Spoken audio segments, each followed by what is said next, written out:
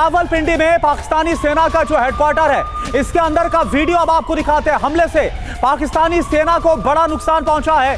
Drone attack से पाकिस्तानी सेना के हेडक्वार्टर में हड़कंप मच गया है। वो वीडियो अब आपको दिखाते हैं। कुल मिलाकर ऐसा लग रहा है कि पाकिस्तान के अंदर जो इस वक्त हालात है वो पूरी तरह से बेकाबू हैं।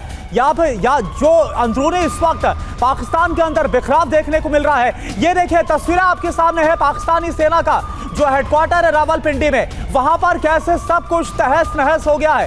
ड्रोन के जरिए जो अटैक किया गया रावलपिंडी, ये उन 12 जगहों में से एक जहां पर ड्रोन के जरिए अटैक किया गया और इसके पीछे कोई भी हो सकता है। जैसा कि मनीष और सुमित बता रहे हैं, टीटीपी हो या फिर बीएलए हो, बलूचिस्तान लिबरेशन आर्मी हो, या फिर वहां पर जो आंतरिक हालात है, पाकिस्तानी सेना के खिलाफ जो गुस्सा है, ये सब कुछ एक बड़ी वजह के तौर पर हो सकता है। और हो सकता है कि भारत के खिलाफ किसी प्रोपेगेंडा के तहत पाकिस्तान की तरफ से फॉल्स फ्लैग किया जा रहा हो ताकि उसे एक आधार मिले।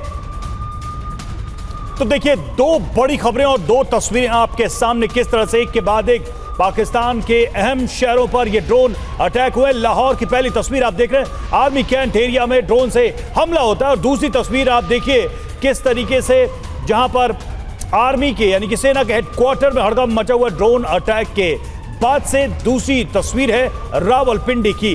तो ये दो तस्वीरें और भी कई तस्वीरें अभी आनी बाकी है, क्योंकि एक दो नहीं बल्कि 10 शहरों को टारगेट किया गया है इन ड्रोन अटैक्स के जरिए। मनीष, इन तस्वीरों को देखकर क्या लगता है? सेना के हेडक्वार्टर में देखिए आप कैसी स्थिति है इस ड्रोन अटैक के बाद से।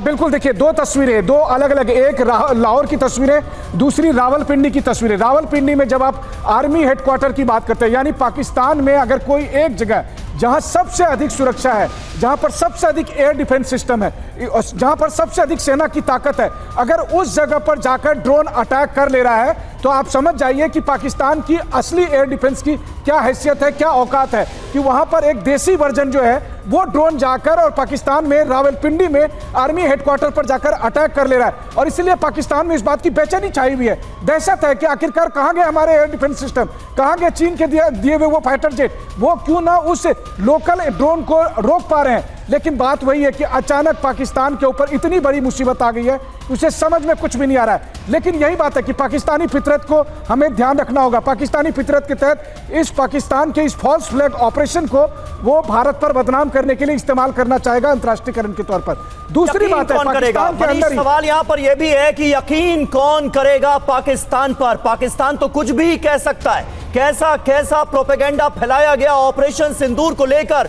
पाकिस्तान की तरफ से किसी ने यकीन किया क्या? और अब पाकिस्तान के अंदरूनी हालात बद से बदतर होते हुए नजर आ रहे हैं। इस वक्त एक साथ पाकिस्तान के 12 शहरों को ड्रोन अटैक